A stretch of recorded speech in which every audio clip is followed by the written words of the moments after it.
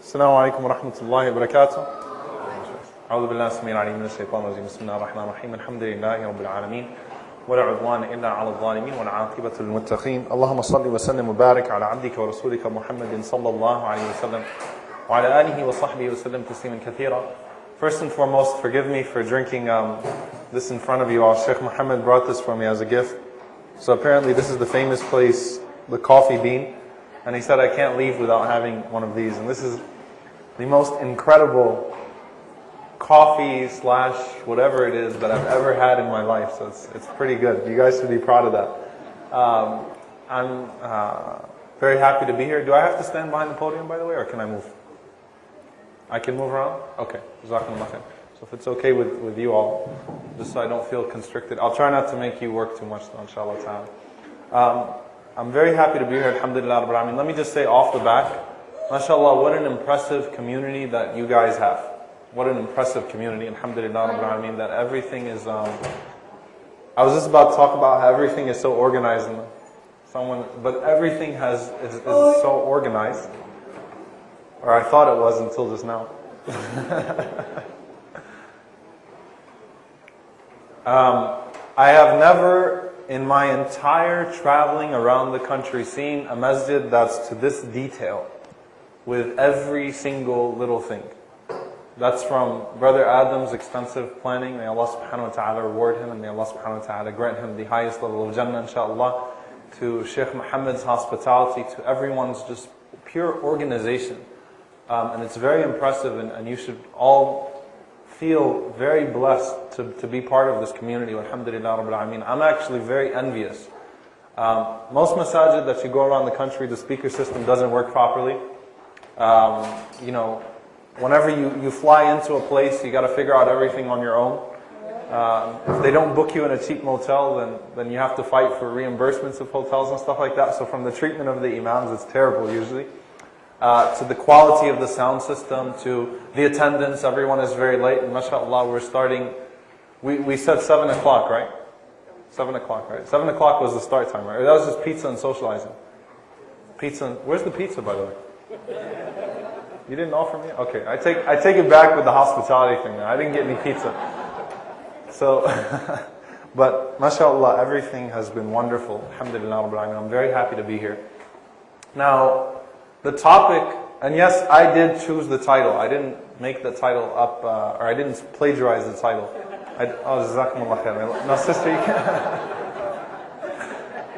I'm gonna be chewing on the pizza while you guys are watching me then. But the title, Endless Devotion. Remember those who remembered you. Brother Adam wanted a good title. So I tried to give him a good title. Otherwise, I would just call it shukr, or loyalty, or wafa, or just use a standard title. But I know how, from the way that Sheikh Muhammad Faqih stands up and starts his khatira, I can tell that nothing is done ordinary here. So, but basically, the title of shukr. And the title of shukr, though, is not your typical lecture about shukr. Why? Because we're not going to be talking about shukr to Allah subhanahu wa ta'ala necessarily. Okay? Usually when you think of shukr, you think of being grateful to Allah subhanahu wa ta'ala. But rather showing gratitude to people who have done good for you in your life. The people that were there for you throughout your life.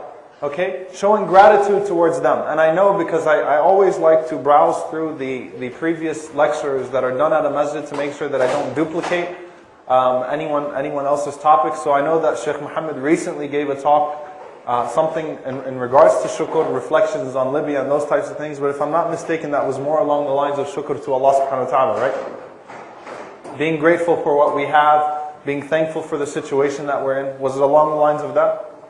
Or you guys just don't remember? It was along the lines of being grateful to Allah Azza wa Jal, correct? So, tonight I want to shift it to a different focus. And the first hadith, and this will kind of set the basis for it, where Rasulullah sallallahu alayhi wa sallam says, "Man lam yashkur al-nas lam yashkur Allah." Whoever is not grateful to people is not truly grateful to Allah subhanahu wa ta'ala. The meaning of that hadith is very, very, very profound. Okay? And it's also true, although the hadith is not such, but if we were to switch it around, and I'll explain how. If we were to say, مَنْ لَمْ يَشْكُرِ اللَّهِ لَمْ يَشْكُرِ النَّاسِ, whoever does not thank Allah, is not grateful to Allah, will not be grateful to people, is also true. Okay? Now let's first take a look at this hadith and try to analyze it as critically as possible. Number one, what was the goal of shaitan in the Quran? What is the end goal of shaitan? It's to make people ungrateful. Okay? Shaitan says, وَلَا تَجِدُ أَكْثَرَهُمْ شَاكِرِينَ. You will find that most of them are not going to be grateful people.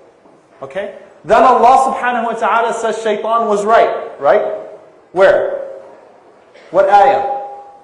Allah Azza wa Jalla says shaitan was telling the truth. Where? وَقَلِيلًا مِنْ عِبَادِيَ الشَّكُورِ. And very few of my servants are grateful people. Okay? I want you to think very, very deep about this. Shaitan says that after all this da'wah of mine, after my coming to them from the right and from the left, after my swaying them here, swaying them there, after all of this, the end goal is that they will not be grateful people. And Allah subhanahu wa ta'ala is telling shaitan from then, he's going to be successful in that aspect. Most people are very ungrateful people. Most people will be disconnected from gratefulness. And from a standpoint with Allah subhanahu wa ta'ala, the moment that you separate gratefulness from your ibadah, gratefulness from your worship, is the moment that your ibadah will start to lose its feeling, will start to lose its taste.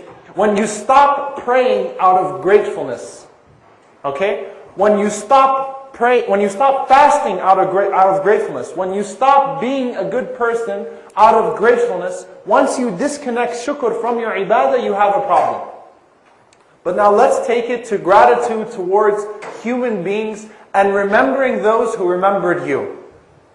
Yes, it's true. Whoever is not grateful to people will not be grateful to Allah subhanahu wa ta'ala. And what's so interesting is that shaitan made the oath that you would find that most of them are ungrateful people. And Allah subhanahu wa ta'ala said, وَقَلِيلًا مِنْ عِبَادِيَ الشُّكُورِ, and very few of my servants are grateful. Allah Azza wa Jal did not specify ungrateful to Him.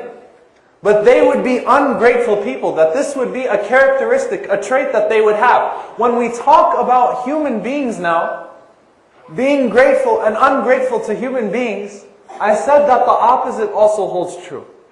مَنْ لَمْ يَشْكُرِ اللَّهِ لَمْ يَشْكُرِ النَّاسِ. Whoever is not grateful to Allah subhanahu wa ta'ala will not be grateful to people. And Imam al-Qayyim rahimahullah, he mentioned something very important in this regard. If a person is not grateful to Allah subhanahu wa ta'ala, first and foremost, we know from this hadith you can't separate the two. Okay? You're either a grateful person with everyone, or you're ungrateful to everyone. There is no partial gratefulness in that regard. You can't have one without the other. And Imam al-Qayyim rahimahullah mentioned something very significant. That the one who is not grateful to Allah subhanahu wa ta'ala will treat every single relationship in dunya like a business contract. What does that mean? Essentially, when you form a friendship, or you have a relationship with someone, the goal of that relationship from your perspective is to gain as much from that person while giving them the least responsibility. Think about it. Okay, if you have a friend, and that friend, usually we form relationships on the basis, and this is very shallow, but this is what we're talking about, shallow people. Okay, this person might be able to get something done for me today. We don't form relationships, or we don't treat people with courtesy based upon, their status in deen. We don't treat them, and for example, a person who has no connection to deen whatsoever, who has nasty character, but who has some connections in the city. When he walks into a Muslim gathering, everyone's going to stand up and say, Salam wa rahmatullah. Kif halak, akhi? Where have you been? Shu akhbarkum? How have you been? Ouch. Okay, it's my fault? I was talking about the speaker system being done. It's my fault, alright. So let me, if I stand here, will it be okay? Okay. Am I talking too loud, by the way? Okay. Alright, so I just want to make sure, inshallah ta'ala. So, when that person walks into a gathering, everyone treats him with a certain level of respect. Why? Because although I don't like his character, at the end of the day, if I'm in trouble, If I get in trouble with the authorities, I know that I'm going to be able to call this guy, so I better be nice to him. Right? And if you have a friend in dunya, even if that person is very close to you, again, this is the shallow definition. When that friend becomes draining upon you, it doesn't matter what he's done for you in the past. Eventually you're going to get sick of answering the phone. You're going to be like, I don't need this. This is not benefiting me. Okay? So in a way, our relationships become like insurance companies. Seriously. I want maximum benefit from you while giving you minimum responsibility. While giving, at least from my perspective, I don't want to give you much. I want to benefit from you. The minute that the scale tips the other way, I'm going to try to distance myself from that relationship. And subhanAllah, think about this in regards to parents. You know, I say this all the time. Especially brothers and sisters who are just raising kids, who are just, new to this whole parenting thing. I'm new to the parenting thing too, by the way. So I ask Allah subhanahu wa ta'ala not to test me with my words. But it's very important for us to understand. The best way to have children that will love and respect you when you get older, and that will treat you well, and that will be grateful to you, is to make them grateful to Allah subhanahu wa ta'ala. When you raise your children upon deen, what else is going to make them treat you well whenever you get older? Otherwise, if they're not grateful to Allah subhanahu wa ta'ala, if they're not thinking of Allah azza wa jal, then you're just going to be a burden on them. You're just going to be dead weight. They're not going to want to be around you anymore. You're draining them now. They've already got the car from you. They've already went off to college. You put them on their own 2 feet. Now that they're set on their own 2 feet, they don't want you anymore. They don't need you anymore. It happens a lot with parents. Right? And that's why Allah subhanahu wa ta'ala says, وَلَا تُعْجِبْكَ أَمْوَالُهُمْ وَأَوْلَادُهُم. Don't be amused, don't be fascinated by their wealth and by their children. Why? يُرِيدُ اللَّهُ أَن يُعَذِّبَهُم بِهَا. Allah subhanahu wa ta'ala desires to punish them with that. Think about this. The brothers and sisters who will neglect Islamic education in their homes, who will neglect tarbiyah, who will neglect raising their children and raising themselves at the same time upon La ilaha illallah, who will themselves not be grateful to Allah subhanahu wa ta'ala and will not teach their children the same way, who will invest so much time into getting them first-class education, who will make sure that they're spoiled rotten, that you drive the best car when you get older, that you have everything at your disposal. What does that benefit when the child then turns around at 18 and says, "Shut up, Dad, I'm a grown man now"? Benefited you nothing. So the best way to have children who will treat you well is to raise them to be dutiful to Allah subhanahu wa ta'ala. Because as Imam al-Qayyim rahimahullah said, the opposite of the hadith holds true also. Rasulullah said, "Man lam yashkur nas lam yashkur Allah." Whoever does not thank people does not thank Allah. Whoever is not grateful to Allah will not be grateful to people. He will forget you. Your child would forget you. Why? Because you're a burden now. And we think like insurance companies sometimes. We become that shallow. So I want to talk about, dear brothers and sisters, specifically being grateful to human beings. And before I do that, I'll mention the general categorization of shukr, because it's important to understand. There are 3 categories of shukr. 3 ways of expressing gratefulness. Can anyone tell me? Try to be interactive, please. How do you thank someone? Action is one. Okay? الشكر بالجوارح. الشكر بالجوارح, the scholars of Tazkiyah call it shukr, being grateful with your limbs, literally, with your actions. What else? With your heart. الشكر بالقلب, to mean your gratefulness. Okay? When you say thank you to someone, it's heartfelt. What's the other one? Sisters should know this very well. What do women always complain about from their husbands? Huh? Kalam, good. Speaking, speech. Al-lisan, al-shukr bil-lisan. Okay? These are the 3 categories that make up shukr. Alright? And it's important to mention even whenever we start breaking down the categories of being grateful to people. Why? Because shukr is so comprehensive. Right? Shukr in the Arabic language. Who can tell me what it means? Shakara. Anyone know what it means? Shukr in the Arabic language is the opposite of kufr. Literally, it's the antonym of kufr. Okay? Kufr is to conceal something. Kufr is to disbelieve. And whenever you say kufr in the Arabic language, it does not necessarily mean disbelief in Allah subhanahu wa ta'ala. To deny something that you know is there. Okay? So it's to conceal something, right? Shukr, on the other hand, listen to the beautiful meaning of it in the Arabic language. You know, if someone comes to me, like if Sheikh Muhammad, for example, and the sister, may Allah reward her, people are, coming and giving me pizza and then giving me a drink. Let's say that someone went outside, and I'm not suggesting this, by the way, and got 2 boxes of pizza and started stuffing my mouth with pizza. And while my mouth is full of pizza, I say, okay? I would say in the Arabic language, shakarta. Shakarta. Which means, stop, you've done too much. Think about this. Stop, you've done too much. This is the way that the Arab used to use the word shukr. Shakarta. Okay? So shukr in the Arabic language means extra. Okay? So we're not talking about, when we talk about loyalty only. Okay? And that's why Allah subhanahu wa ta'ala is ash-shakur. No matter how much you do for the sake of Allah subhanahu wa ta'ala, can you give Him what He gives you? No. Never. Okay? So it's extra. Okay? So when you do things for people that are extra, then you are being a grateful person. Then you are being shakur. Okay? And Allah Azza wa Jal is ash-shakur. Then we talk about these 3 categories. Ash-shukur, first and foremost, bil-qalb. You have to mean your gratefulness. You have to mean your thanks to someone. It has to be heartfelt, right? And parents would know the difference, for example, when you have to tell your child to go do the dishes, and as opposed to if the child does the dishes on his own accord, right? The difference of the feeling that you would have when that happens is incredible. Even if he did a lousier job, without you having to tell him, you would appreciate it because it's heartfelt. Okay? So shukr is worthless if it's not from the heart. Okay? So first and foremost, ash-shukr bil-qalb. Secondly, ash-shukr bil-lisan. Okay? To actually be grateful and express gratefulness. Okay? Now I know in our cultures, this is something that's considered aib, this is something that's considered shameful, is to say I love you and thank you sweetie and these types of things. And this is generally frowned upon as Western culture. Right? This is something that you guys got from the West. And I don't need to do this and I don't need to do that. And people refuse to speak in a nice way.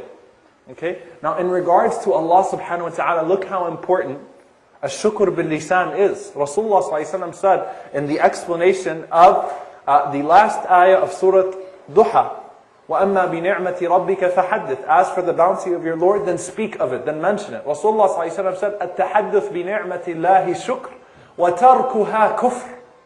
To speak of the bounty of Allah subhanahu wa ta'ala upon you is gratefulness, and to abandon it is disbelief. That's how significant it is with Allah subhanahu wa ta'ala. Now how about with people? Okay? No matter how much you do and no matter how much you mean, sometimes if it's not expressed, there is no shame in thanking a person. Okay? There is no shame in being sweet with your talk. This is what Rasulullah sallallahu alaihi wasallam was. Rasulullah ﷺ was someone who was he was always thankful with his tongue. Okay? Having a sweet tongue is very, very, very important. And this is sometimes brothers and sisters struggle with it in marital affairs, especially. And sometimes children who grow up in this culture, who are used to the fantasized, Hollywood lifestyle, and all those things that you see on TV, they feel hurt by this. They feel a lack of compassion because sweet words are not there. It's a very simple thing that you could add into your life.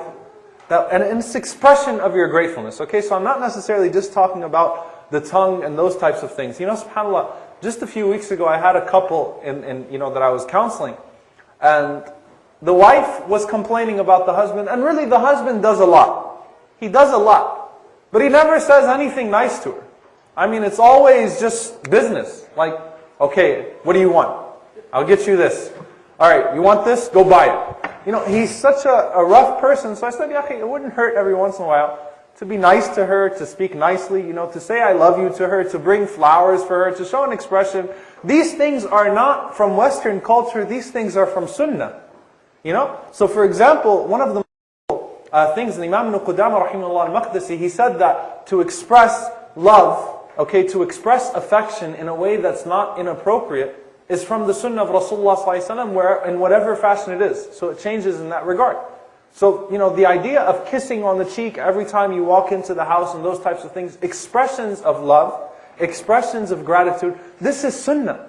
Rasulullah ﷺ never walked into the house of one of his spouses without first kissing them, without first embracing them. Expressions of love and these types of things. So I told the guy, you should buy some flowers every once in a while. And subhanAllah, 3 days later, the woman calls, I hope she never sees this video, I hope it's, but the woman calls me and she's just literally broken. And I'm saying, what's wrong, what's wrong?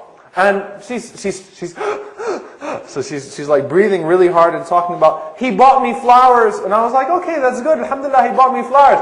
But the problem is that he came in with the flowers and he threw them at her and he said, here, you happy? I gave them to you. Inshallah, she never watches this video. Don't publicize this video. So, it defeated the purpose completely. No, I talked to the guy and he was like, Shoo Sheikh Omar, what do you want from me? I bought her what she wanted. Like, you completely missed the point. So sometimes being grateful with the tongue, expressions of gratefulness, okay? Expressions of gratefulness are very, very significant. And this is not just between husband and wife. This is from child to parent. This is from parents to children. Okay, this is to brothers and sisters. This is, generally speaking, expressing your gratefulness is extremely important. Okay? The third thing is action. Actions speak louder than words. And yes, actions, ash-shukr bil-jawarah, this is the most important thing. Definitely, this is the most important thing. Right? But you take it within the comprehensive understanding of shukr. And a lot of brothers and sisters would say, well, we do a lot. We do a lot, right? But we just don't know how to express it. Okay, so alhamdulillah, the core matter is there, but you need to beautify it with expression. And it's more important to have the action there than the expression. Acting in a grateful manner. Okay? Sometimes expressions are empty. Okay? And empty expressions hurt more than actions that aren't represented by expression. Okay? Or actions that aren't beautified with expression. Okay? اعملوا آل داود شكرا. Allah subhanahu wa ta'ala says in the Quran, act or work, O people of Dawood, O family of Dawood, in a grateful manner. Okay, so you have to act in a grateful manner also. It's extremely important in that regard. Now let's break it down to the life of Muhammad sallallahu alaihi wasallam. Rasulullah sallallahu alaihi wasallam is the ideal example of a person who is gracious. Not just in the sense of his everyday demeanor. Okay, we obviously know from the aspect of ibadah to Allah subhanahu wa ta'ala, of worship to Allah subhanahu wa ta'ala, he's constantly thanking Allah subhanahu wa ta'ala. But not just from that aspect, but when do you hear about Rasulullah sallallahu alaihi wasallam complaining about his clothes, or complaining about his food, or complaining about, some situation? He never complained. Okay, so he was a very grateful person, and a very gracious person in his character, sallallahu alaihi wasallam. But I want to talk about specifically the way Rasulullah ﷺ dealt with the important people in his life. Okay? And one of the important things from the hadith of where Jibreel ﷺ is advising Rasulullah ﷺ, in the authentic hadith in Tirmidhi, Jibreel ﷺ is giving Rasulullah ﷺ advice outside of his capacity of the messenger from Allah subhanahu wa ta'ala. Meaning Jibreel ﷺ. So outside of the capacity of wahy. And one of those is وَحْبِبْ مَا شِئْتَ فَإِنَّكَ مُفَارِقُ. Love who you will, but you're going to eventually be split from that person. Okay? But one of the important meanings of that hadith is to prioritize your relationships in life. Okay? To prioritize your relationships in life. First and foremost, there was probably no human being who did more for Rasulullah sallallahu alaihi wasallam without complaining more than Khadija radiallahu ta'ala anha. Khadija radiallahu anha is just that special. And she's so special that Allah subhanahu wa ta'ala sends Jibreel alayhi salam. I mean, imagine this. Okay? Now, many times the wives of imams and dua and people that are busy for in the path of Allah subhanahu wa ta'ala, they struggle. And eventually, rightfully so, sometimes they crack. That you're not giving us enough time, or those types of things. A lot of imams struggle with this. A lot of dua struggle with this, trying to balance family life and these types of things. Look at Khadija radiallahu ta'ala anha. She was she was so wealthy. She was so wealthy that she could sponsor the entire household, and she was literally, at one point, the only financial source of the da'wah of Rasulullah sallallahu alaihi wasallam. Okay? She had everything. And at the same time, she had noble status. At the same time, I mean, think about this, and let's think about the human aspect of this, because sometimes we forget that the companions were human beings. Think about the human aspect of this. All of a sudden, Rasulullah ﷺ starts his call. And as a dignified woman who was 15 years elder to my husband, I lose my noble status in the sense that now, we're looked at as the low people of society. We're about to go through boycott. We go through boycott and these types of things. All of our money is gone. All of our wealth is gone. All the headache that comes, the emotional headache that comes whenever your husband comes home bruised up and with marks on him and these types of things, having to be there for Rasulullah sallallahu alaihi wasallam. Think about the human aspect of this, the human drain that must have came upon Khadija radiallahu ta'ala anha. But she never complained. Even to the point that she died of malnutrition because of the boycott that came as a result of the da'wah of Rasulullah sallallahu alaihi wasallam. She never complained. And there was no person that Rasulullah ﷺ appreciated more than her. Anytime she was mentioned, Rasulullah ﷺ's face would completely change. Anytime Rasulullah ﷺ got some food in his house or some gifts, he would constantly send to her friends, just out of his remembrance of her. Look at the loyalty of Rasulullah ﷺ to her, right? And it was even to the point that whenever her sister Hala would come and call upon Rasulullah ﷺ, Aisha radiallahu anha describes the scene. Rasulullah sallallahu alaihi wasallam automatically, if he's reclining, he jumps up. He gets up right away. And he says, Allahumma hala, Allahumma hala. Oh Allah, it's hala. Oh Allah, it's hala. He used to remember the voice of Khadija radiallahu ta'ala anha through the mouth of hala. And he would rush to go see what she wants. And Aisha radiallahu anha describes it from her perspective. You know that I was never jealous over any of the wives of Rasulullah sallallahu alaihi wasallam the way that I was jealous of Khadija radiallahu anha. وَمَا رَأَيْتَهَا. And I never saw her before. SubhanAllah, I never met her before. But I was more jealous of her than any of the wives of Rasulullah sallallahu alaihi wasallam. So one day she decided to test the Messenger sallallahu alaihi wasallam. And Rasulullah sallallahu alaihi wasallam was remembering Khadija radiallahu anha. So Aisha radiallahu anha says what? هَلْ كَانَتْ إِلَّا عَجُوزًا بَدَّلَكَ اللَّهُ خَيْرًا مِنْهَا. Wasn't she just an old woman that Allah subhanahu wa ta'ala gave you better than her? She pushed the wrong button. Rasulullah sallallahu alayhi wasallam, the hair on his head stood up. Think about how angry he was. His face turned red. And now at this point, Rasulullah sallallahu alayhi wasallam really cannot benefit much from a marital perspective by talking about the dead wife. Right? If anything, he's to convince the alive wife that I don't care about her anymore. But look at the loyalty of Rasulullah sallallahu alaihi wasallam. Says, Wallahi ma badalani Allahu khayran minha. Oh, by Allah, Allah did not give me better than her. And Rasulullah sallallahu alaihi wasallam starts to mention her favors. Think about this. Sadaqatni idh kadhabani an-nas. She believed in me. No, amanat bi idh kafara bi an-nas. She believed in me when people disbelieved in me. She considered me truthful. She believed me when other people called me a liar. She spent on me إِذْ حَرَّمَنِي النَّاسِ when other people refused to spend on me. And this is one thing that I want all of the brothers to pay specific attention to, because we're going to start with the brothers in that regard. وَرَزَقَنِي اللَّهُ وَلَدِهَا إِذْ حَرَّمَنِي أَوْلَادَ النِّسَاءِ. Allah subhanahu wa ta'ala blessed me with children through her, and He did not give me children through any other woman. I want you to think about this, dear brothers and sisters. Okay? For a moment. But let's just mention very quickly, how much time do I have, by the way? Till 9? I stop at 9? Okay, I'll stop at 9 inshallah. So I need to just speed up a little bit. I know that I'm kind of blabbering on. I want to get to the point of these things. Rasulullah ﷺ loved Khadija radiallahu anha so much. And this is just one more story that I just have to mention, because it truly, it's so heartwarming. I want you to imagine this. Rasulullah sallallahu alaihi wasallam in the battle of Badr.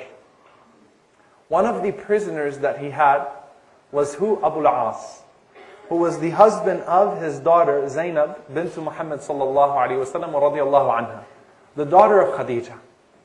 And she sends to Rasulullah sallallahu alaihi wasallam, because Abu al-As was fighting against the Messenger sallallahu alaihi wasallam. He buckled to the peer pressure from the other side. And she sends to Rasulullah sallallahu alaihi wasallam the necklace of Khadija radiyallahu anha to ransom her husband. And Rasulullah sallallahu alaihi wasallam looks at this necklace and his entire facial expression changes. He's full of tears, subhanallah. This is reminding him, it's painful memory of his wife Khadija radiallahu ta'ala anha. And he's looking at it. And he says to the Sahaba, if you wish, you can free her prisoner and give her back the necklace. SubhanAllah, the gratefulness of Rasulullah sallallahu alaihi wasallam to Khadija radiallahu anha, it never went away. He always was grateful to her. Okay? And this would bring me to my first point, because we're going to categorize this. Shukr, gratitude between husband and wife. Okay? Specifically speaking, and I specifically want to emphasize the last portion. Okay? That Allah subhanahu wa ta'ala blessed me with children through her, and He did not bless me with children through anyone else. First and foremost, this is to the brothers. You know? We have to think about this. You know, Shaykh Muhammad was speaking about this. I don't want to spill too many, I'm not going to spill too many beans, but he was talking about starting a project to show appreciation to our wives. Okay, in that regard. Allah Azza wa Jal gives you this wife. And this woman gives birth to your children. She gives you a piece of you. And you still have the nerve to abuse her either mentally or physically. SubhanAllah, or emotionally. And it's interesting, subhanAllah, because Rasulullah ﷺ mentions this favor specifically. And this was not just something that Rasulullah ﷺ mentioned and the Sahaba did not take it seriously. Umar ibn al-Khattab radiallahu ta'ala anhu, a man once comes to him and says, you know, I want to divorce my wife. Umar radiallahu anhu says, why? He says, she's just not attractive to me anymore. You know what Umar radiallahu anhu says? Where's your courtesy? Where's your courtesy? Where's your courtesy? Meaning what? Allah subhanahu wa ta'ala gives you children through this woman. This is the woman that takes all of your garbage when you go home and you vent out because of whatever you had at work. And then you still have the nerve to be rude to this person and to deny that this person had a huge part in your life. This is not from the sunnah of the Messenger sallallahu alaihi wasallam. You have to recognize that. And subhanAllah, this is another situation that I dealt with that boiled me. I remember a brother once complaining to me. He says that my wife doesn't do enough to take care of herself. I said, and I know that's a common complaint. And by the way, everything is with balance, right? Men and women, husband and wife should try to keep in shape for each other, should try to keep attractive for each other, as to keep their gazes restricted from other people. This is a fact. But again, the aspect of courtesy. And I'm like, didn't your wife just have a baby? And he says, yeah. I said, how long ago? 2 months ago. I'm like, your wife just had a baby 2 months ago and you're coming and complaining about her appearance? SubhanAllah, a lot of times, a lot of brothers, we have to think about this. And we'll say, she just doesn't do it for me anymore. I'm just not attracted to her anymore. She's, if anything, she might have lost her shape because of us. We're the one that got her pregnant in the first place. Being grateful to your wife is something that Rasulullah ﷺ teaches us through the example of Khadija radiallahu ta'ala anha. Now I can shift my attention to the sisters. Brothers, ignore everything that I'm about to say. And I hope that no one uses these things against each other. But Rasulullah ﷺ also mentioned it on the other side. Right? Rasulullah ﷺ once when he was admonishing the women, Rasulullah ﷺ said, إِنَّهُنْ يَكْفُرْنَ. Verily they disbelieve. Now, again, the word kufr. And Islam is balance. Islam is balance. So, the male Sahaba say to Rasulullah sallallahu alayhi wa sallam, Ya Rasulullah, are our women kuffar? Are our women kuffar? And Rasulullah sallallahu alayhi wa sallam says, no, innahun yakfurna bil ashir.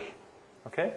They disbelieve in the good that you do towards them. Meaning what? And this is the exact example that Rasulullah sallallahu alayhi wa sallam said, that sometimes, and this happens a lot between husband and wife, I'm not saying it's everybody, please, no one throw a piece of pizza at me or anything like that, okay?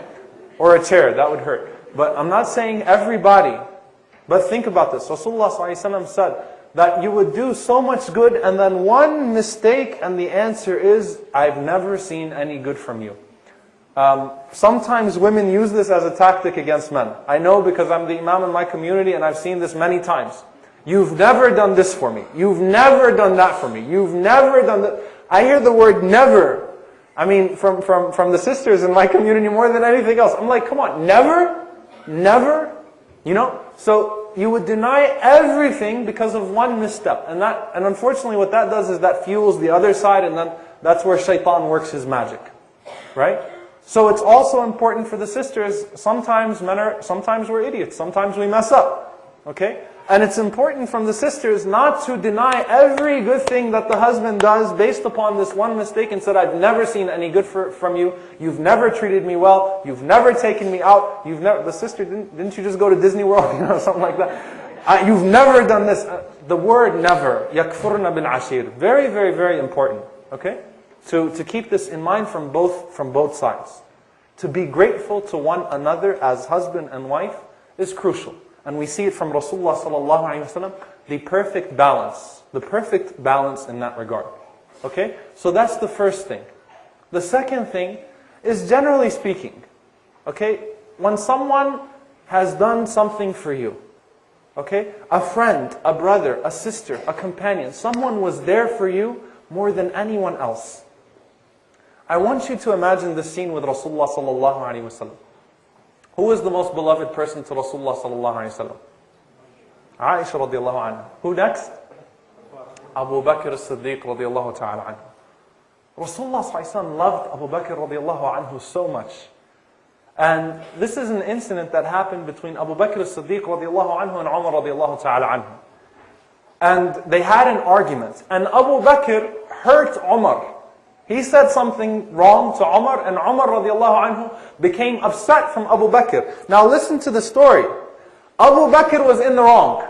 Umar was in the right, but Umar radiallahu anhu went to his house. Abu Bakr sought forgiveness. Umar said, I don't want to forgive you. Okay? He didn't want to hear it. He was upset at that time. Abu Bakr as-Siddiq radiallahu anhu went to Rasulullah sallallahu alayhi wasallam to say to Rasulullah sallallahu alayhi wasallam, not to complain about Umar radiallahu anhu, to say, Ya Rasulullah, I wronged Umar. And I'm trying to get him to forgive me. And he's seeking advice from the Messenger sallallahu alaihi wasallam. While he's seeking advice from the Messenger sallallahu alaihi wasallam, what happens? Here comes Umar. Umar radiallahu anhu is coming to tell Abu Bakr radiallahu anhu that he forgives him. While he's coming and Abu Bakr as-Siddiq is talking to Rasulullah sallallahu alaihi wasallam, Rasulullah sallallahu alaihi wasallam looks at Umar radiallahu anhu and his face becomes red. He's so angry. And Abu Bakr knows Rasulullah sallallahu alaihi wasallam. So he falls on his knees and he says to Rasulullah sallallahu alaihi wasallam, Ya Rasulullah, I was the one who wronged him. I was the one who wronged him. Don't blame him. I was the one who wronged him. And Umar radiallahu anhu is coming to apologize to Abu Bakr as-Siddiq radiallahu anhu. And listen to the loyalty, again from Rasulullah sallallahu alaihi wasallam. Rasulullah sallallahu alaihi wasallam says to Umar radiallahu ta'ala anhu, that whenever I came with this message, all of you called me a liar except for Abu Bakr. All of you called me a liar except for Abu Bakr. هَلْ أَنْتُمْ تَارِكِي لِي صَاحِبِي. Are you going to leave my companion alone? Are you going to leave my companion alone? He said it to Umar radiallahu ta'ala anhu 3 times. Are you going to leave my companion alone? Subhanallah. He never forgot Abu Bakr as-Siddiq radiallahu ta'ala anhu. And in fact, even at the time of his death, when his death is approaching, and the Sahaba had their gates to the masajid, and Rasulullah sallallahu alaihi wasallam says, relieve me of all of these gates, close all these gates to the masjid, except for the gate of Abu Bakr. Anyone who has done anything for us, we have repaid him. Except for Abu Bakr, we were never able to repay him. Look at the loyalty. Subhanallah. We tend to forget the people who helped us in our times of need. I'm not talking about specifically your parents or your husband or your wife right now. Generally speaking, there were brothers who were there for you. There were sisters who were there for you. At least have the decency to constantly call them and check up on them. Show them that you appreciate when they were there for you. It's not that once you get up on your feet, once you're established and all these types of things, you forget what they've done for you. Being grateful to the people that helped you in your times of need, the people that supported you emotionally, mentally, physically, financially, when no one else was willing to support you. This was the character of Rasulullah sallallahu alaihi wasallam. And I'll mention one more story, and then inshallah ta'ala, I want to go on to another topic, just very quickly inshallah, and I'll try to finish by 9 o'clock. Rasulullah sallallahu alaihi wasallam in the battle of Ta'if, he sees a woman coming towards him from the prisoners of Ta'if. And I want you to imagine the scene. And this woman comes to Rasulullah sallallahu alaihi wasallam and she says, I am your sister through breastfeeding. I am your foster sister. And Rasulullah sallallahu alaihi wasallam is astonished. And she shows Rasulullah sallallahu alaihi wasallam the bite marks of Rasulullah ﷺ on her back when Rasulullah ﷺ was a child. Who was this woman? Shayma bint al-Harith, radiyallahu anha. The daughter of who? Halima Sa'diyah. The daughter of Halima Sa'diyah. And she shows Rasulullah ﷺ the bite marks when he was a child. She was older than him. And Rasulullah ﷺ is so humbled by this experience, he takes off his garments and he lays it on the ground and he offers her to sit on it. And he goes and he rushes to get camels for her and horses and things to give her. And Rasulullah ﷺ says, if you want, then you could stay with me and you will be honored and dignified. Or you can be sent back to your people and you'll be honored and dignified. Whatever you want, command me. Whatever you want from me. Think about this. This is statesman. Rasulullah ﷺ. And this is now a woman who's a prisoner. And look at the way Rasulullah ﷺ is treating her. Remember those who remembered you. Now specifically speaking, who are the people that have done most for us and we don't appreciate it? Who? Our parents. Our parents. There is no substitute for that. No substitute for that, for what our parents have done for us. And I want you to think about this. Allah subhanahu wa ta'ala says, وَوَصَّيْنَا الْإِنسَانِ بِوَالِدَيْهِ إِحْسَانًا حَمَلَتْهُ أُمُّهُ كُرْهًا عَلَى كُرْهٍ وَحَمْلُهُ وَفِصَالُهُ 30 شهرا حتى إذا بلغ أشده وبلغ 40 سنة قال ربي أوزعني أن أشكر نعمتك التي أنعمت علي وعلى والدي وأن أعمل صالحا ترضاه وأصلح لي في ذريتي إني تبت إليك وإني من المسلمين. This is a beautiful ayah in Surah Al-Ahqaf, I believe ayah number 23 or so, or 15. Allah subhanahu wa ta'ala says in this ayah, listen to it. And we have commanded who? Not the believer. We have commanded al-insan. وَمَا سُمِّيَ الْإِنسَانُ إِلَّا لِنَسْيِهِ. He was not named al-insan except for his forgetfulness. We have reminded this forgetful creation.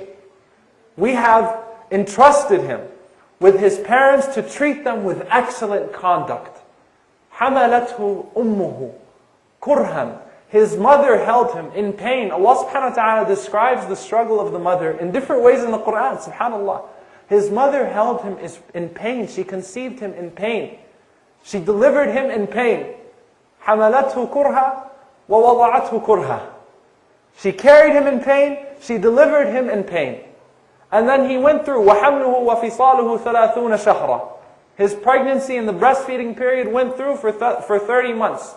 Until he reaches maturity and he reaches 40 years old. Then what happens whenever he gets mature? He figures it out. And he says, رَبِّ أَوْزِعْنِي أَنْ أَشْكُرَ نِعْمَتَكَ الَّتِي أَنْعَمْتَ عَلَيَّ وَعَلَى وَالِدَيَّ. Oh Allah, give me the opportunity, give me the effort, or give me the ability to be grateful to you for your blessing and and my parents. وَأَنْ أَعْمَلَ صَالِحًا تَرْضَى. And to do good deeds that you will be pleased with. And now what's he thinking of? وَأَصْلِحْ لِي فِي ذُرِّيَّتِي.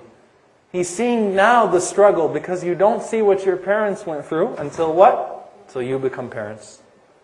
Until you're being kept up all night. Until you're going and chasing around that little booger and you don't have your time anymore either. Right? Until your life has become your child. Then you figure it out. If you are a person of even half dignity, if you are a half decent person, you figure it out. So you start to ask Allah subhanahu wa ta'ala to bless you with your children, with your own offspring. And you repent to Allah subhanahu wa ta'ala. And you declare that you are one of the Muslims. What is so amazing about this? There is no human being who has done more for you than your mother. And I know that especially the sisters can quote all the ahadith about the mother. But for some reason they just don't resonate sometimes. We just don't get it sometimes. So I want to look at practical examples. Rasulullah ﷺ tells us about the story of Jurayj, who used to pray all the time. Abid, who used to always just worship Allah subhanahu wa ta'ala. And his mother would call upon him to do things for him, and he would say, I'm busy in my worship. And he kept on answering, I'm busy in my worship. I mean, imagine this. And his mother says to him, what? I hope you don't die until you meet al-baghiyah, until you meet the prostitute. And he didn't understand that at that point. But what does Allah subhanahu wa ta'ala do? Allah azza wa jal sends a prostitute with a child, and she says, he's the father. Think about that. Because he was busy with his ibadah and he wasn't answering his mother to go feed the chickens. Think about that. It sounds silly. But here's the thing. When you called upon your mother as a child because you needed to be fed, did she ever say no? No. Did she ever say, I'm busy doing my salah? Never. It didn't happen. You know, Zainul Abidin, Ali ibn al-Husayn radiyallahu ta'ala anhu wa rahimahullah, the great grandson of Rasulullah sallallahu alayhi wa sallam, had a beautiful example. When he used to eat with his mother, and his mother would be eating from the same plate as him, he would refuse to eat until she finished eating. And she would say, oh my son, why aren't you eating? And he says, I'm afraid that I would eat something that you had your eye on. I don't want to eat something that you were looking at and deprive you of that food. Why? Because when you were a child, if your mother has a slice of pizza, and she's had nothing to eat for the entire day, right? She's starving, and this slice of pizza gets presented, and this little baby comes, and this little baby has been eating all day, right and left, cookies, chips, everything that you can possibly imagine, paper towels and sand off of the beach, and everything that came in his hand, or her hand.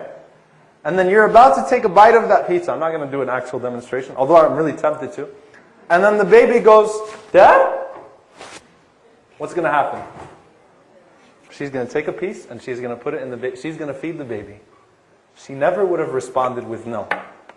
And whenever the man comes to Abdullah ibn Umar radiallahu anhu, what some say, it's authentic to Abdullah ibn Umar, some say it's marfu' to Rasulullah sallallahu alayhi wa sallam, and he says, Ya Rasulullah, I carried my mother on my back for the entire Hajj. This is before you had the cool tiles, and you had the AC, and you had the Mecca Hilton, and this is before all of that. This is when it was so hot that, the people that, my father lived in Medina in the 50s, and he used to tell me when you do Hajj, you're constantly moving your feet because your feet are burning from the stone.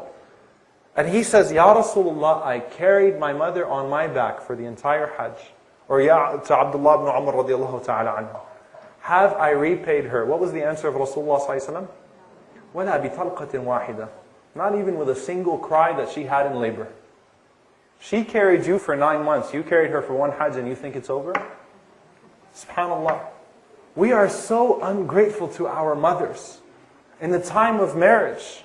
And this is something that I know it's a controversial topic. It needs a lot of explanation. And it needs a lot of elaboration. Everything is balanced. Please, we're talking about it from one perspective now. Brother A and sister B want to get married. They already formed a relationship outside of the marriage, and then they come to their parents and they say, Mom, Dad, I want that person. And the mom has a legitimate excuse. Or the mom just doesn't feel too comfortable. And you say, Mom, I don't care what you say, I'm a grown man now, I'm going to marry her anyway. You're willing to sacrifice a relationship that started with your existence in this dunya for 25, 30 years for a person that you just met the other day through an MSA or through Facebook or whatever it is. You're willing to get rid of that. You're willing to dissolve that relationship like that. Now I'm not saying there is in Islam times that the person can get married even without his parents' approval. That the brother, and even if the sister, if the wali does not have a legit excuse, yes, there are procedures. But marriage is about sakina. Marriage is about tranquility. Think about this. So I'm not talking about what's halal right now, what's legally permissible. I'm talking about, think about it. Wake up. Wake up and think about it for a minute. You're willing to sacrifice the relationship of your parents for someone that came and caught your attention for a month or so. That is the most ungrateful thing that you can do. Alright? And if you want to hear what our imams used to say, yes, in the madhab of Imam Ahmad rahimahullah, it is legally permissible, and this is through consensus, for the man to marry without the wali. Without his own wali. The man doesn't need a guardian. And for a woman, if the wali does not have a legitimate excuse, perhaps in the madhab of Imam Ahmad rahimahullah, of course the Hanafi madhab, the wali is not required. In the madhab of Imam Ahmad rahimahullah, it's an easy procedure. Go to the sultan, present your case, the sultan sees that you don't have a legitimate excuse to stop this marriage, it's legally permissible. When did Imam Ahmad get married? Anyone know? He refused to get married until his mother died. He refused. It's not like he was waiting for her to hurry up and die, by the way. Alright? I'm not talking about that. He felt like he would not be able to do his duty towards her while being married at the same time. So, and he didn't recommend this. It's not the sunnah. The sunnah is to get married as young as possible. But sometimes we go beyond the bounds of legality and we think about the essence of things. He said, I'm not going to get married while she's still alive. It's legally permissible. It's sunnah. But I will not be able to be just with my mother. Now what happens, and go back to the statement of Imam al-Qayyim rahimahullah, whoever is not grateful to Allah subhanahu wa ta'ala will not be grateful to people. It's a business contract. Your parents get old. My courtesy to you is putting you in a nice nursing home. My courtesy to you is calling you every once in a while. But if you keep getting more demanding, I'm going to say, how come my brother doesn't do it? How come my sister doesn't do it? Whenever you called upon your mom when you were a child, did she ever have that liberty? No. Ummuka, ummuka, ummuka. Your mother, your mother, your mother. The most important thing. And then your father too. Rasulullah sallallahu alayhi wa sallam said in the hadith from Abi Hurairah radiyallahu ta'ala anhu, that the only way that a person could repay his father is through what? What would he have to do? Who said it? To find him as a slave and to purchase his freedom. It's the only way. And Rasulullah sallallahu alayhi wa sallam used the word walid, right? And some of the scholars, they debated, they said walid means parents. It means mother or father. Okay? But the correct meaning is that it's just father. Because you can really never repay your mother back. It's impossible. Why would Rasulullah ﷺ use this terminology? Your father. And this is something that we hear but we don't truly understand sometimes, especially with men. Especially with men. Have you ever heard the statement more or less that the only person who wants you to have a better life than himself is your father? The only person. Your father actually wants you to live a better life than him. So Rasulullah ﷺ is saying the only way you repay your father, you find him a complete slave because he employs you with the tools in life. You find him as a complete slave and you give him your freedom, otherwise you can never repay him. But I want to come to one thing. Does Allah Azza wa Jal mention the favors of the father in the Quran? Does He? We know from the mother. Allah Azza wa Jal mentions her labor pains. Allah subhanahu wa ta'ala mentions all these things. Does Allah mention the father? وَوَصَّيْنَا الْإِنسَانَ بِوَالِدَيْهِ إِحْسَانًا حَمَلَتْهُ أُمُّهُ. Allah Azza wa Jal mentions the mother. Does Allah subhanahu wa ta'ala mention what the father did for you? No. Why do you think that is? I'm not going to try to pull a Shaykh Nu'man Ali Khan because mashallah he's incredible with linguistic tafsir. So I'm going to stick within my bounds when it comes to the meaning of as regards to walida. Shaykh Nu'man explained it beautifully. Okay, that there is walid and walida. And I'll just give a brief thing because I already opened the curiosity. I'm sure some of you may have heard it, but he did a very beautiful linguistic study of the difference between and walida. And walid and abi. Okay, or ab. Whereas walid and walida mean father and mother. And ab also mean father and mother, but it's to a different degree of respect. Okay? Walid is someone who gave birth to you. A father who was responsible for your birth. Walida is the mother who conceived you. But you have to earn ab and You have to earn that title. Okay? So if a father leaves his child before she's even born or he's even born, is he ab? No. He's not the ab, but he's the walid. What about the Does Allah subhanahu wa ta'ala command us to be good to al-walidain or to your and your ab? Allah Azza wa Jalla says, وَوَصَّيْنَا الْإِنسَانَ بِوَالِدَيْهِ إِحْسَانًا. We enjoin the person with ihsan towards his father and his mother, his birth father, his birth mother. Meaning what? If your father did absolutely nothing for you in life, you still have to be good to him. You can't complain. Then Allah Azza wa Jalla says, حَمَلَتْهُ أُمُّهُ. His mother held him. Meaning she already earned the title of before you were even delivered. Because she held you for 9 months. She went through all that. Okay? And Allah Azza wa Jalla specifically mentions the pains of the mother. Why? Why is that? And this is something that's very, very beautiful in the language of the Quran, I'm not going into the linguistic tafsir, why Allah Azza wa Jal mentions the favors of the mother. Whenever the son gets old, the daughter gets old, and the son and the daughter says, I want a car, and goes to the mom, what does the mom typically say? Go ask your dad. Go talk to that guy. It's not my call. Usually the mother delegates the role of authority to the father.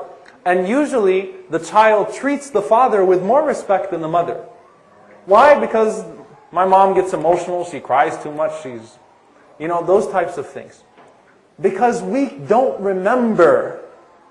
We cannot possibly remember what it was like for our mothers to hold us, to carry us, to give birth to us. We can't remember that. So naturally we have a tendency to disbelieve in that. To have a sense of kufr of that. To deny it, either with our tongues or with our actions.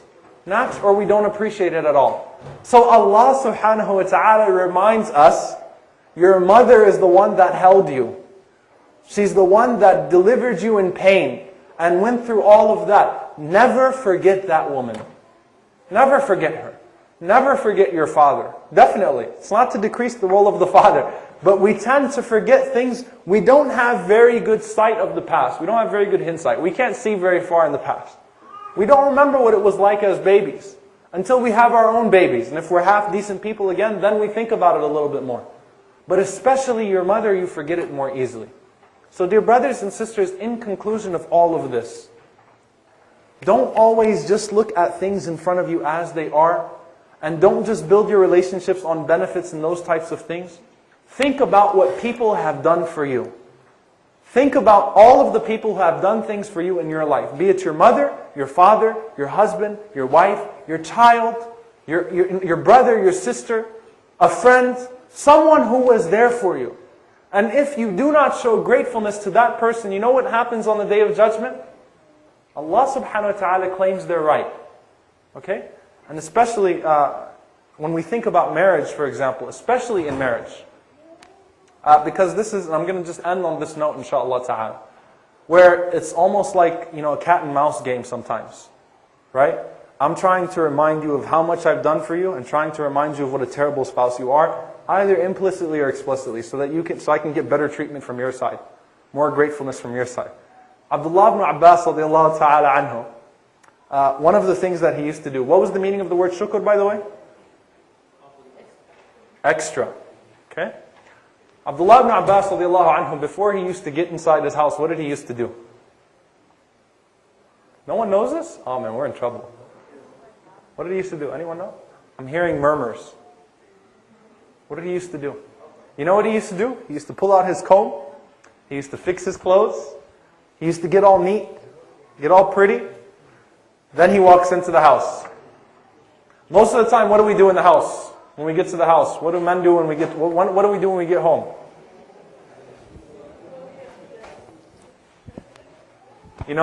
Get down to our pajamas, whatever it is, sit on the couch. I'm hungry. Turn on the TV and ignore everybody in the house. None of that. And what does the woman look like usually whenever you get home? Sorry, sisters. I gotta be balanced. Is she dressed up looking nice for you and those types of things and wearing her nicest clothes and saying, Ahlan wa sahlan ya zawji? Not really. It's, where have you been? That type of thing, right? Like the old movies. Who do you think you are? So here's the problem. This guy was out, and you guys live in California. I mean, come on, this is the land of Hollywood, Hollywood, right? This is the land of Hollywood. And you see these billboards, and you see all these women flaunting everything that they've got. Then you come home after lowering your gaze like you were supposed to. And and then on the opposite side, the husband that was supposed to be dreamy when he comes home and all those types of things, because again, we're into all this fantasized culture and these types of things. And you see your husband and he's dressed terribly and he looks like a mess and his hair is all over the place, if he still has any, and his clothes are all over the place and his shoes are all over the place and all this stuff is happening. And that automatically creates the wrong environment there. So Abdullah ibn Abbas radiallahu anhu, before he gets into his house, straightens himself out. Make sure that his hair is combed, make sure that his beard is nice and clean. and everything like that. And what does he say? He says, I like to look good for my wife just as I like her to look good for me. And he says, and listen to this very, very carefully. Can I have you to demonstrate something? Can I have you for a second, please? Please? Jazakallah khair. Please don't be nervous. Just come here for a second, inshallah ta'ala. You see this red line? Okay? So he says that on the Day of Judgment, Allah subhanahu wa ta'ala will ask a person about the rights of other people upon them and how they responded to those rights. Al-Huquq. Day of Judgment is a day of Huquq. Okay? So I don't want to claim all of my rights from her because I'm afraid that this is the red line of rights. Okay? I'm afraid if I claim all of my rights from her, then Allah Azza wa Jalla is going to hold me accountable for stepping over the line. So I don't claim all of my rights from her. Because, and think about it, if both the husband and the wife are claiming their rights, what's going to happen? Can you come here for a second? Jazakallah khair. Now stand straight in front of me. You're going to be standing like this. And if we were the same height, we'd be face to face and there would be a lot of tension right now. Okay? And that's usually what happens in a marriage. So you take a step back. You don't claim all your rights. You can sit down now. Jazakallah khair. Thank you very much. You don't claim all your rights because you're afraid of Allah subhanahu wa ta'ala on the Day of Judgment. So what do? You give extra while claiming less. Because if there is any naqs, any deficiency on the other person's part, you'll be rewarded in akhirah. But if there is any naqs on your part, you're in trouble. So treat all of your relationships this way. I will treat my brother so-and-so, my sister so-and-so, with more love and more respect regardless of what they do to me. My wife, my husband with more love, with more respect regardless. Why? Because I'm looking for the reward of a shakur. The more extra I give, the more that will be given to me. And whoever does not thank people, does not thank Allah subhanahu wa ta'ala. And we also established tonight, whoever does not thank Allah Azza wa Jal, does not thank people. Inshallah ta'ala, I'll stop there. Jazakumullah khair. أقول قولي هذا واستغفر الله لي ولكم. جزاكم الله خير على حسن استماعكم. I don't know if there's questions or we just go to Salah now. جزاكم الله خير. سبحانك اللهم وبحمدك أشهد أن لا إله إلا أنت أستغفرك وأتوب إليك. السلام عليكم ورحمة الله.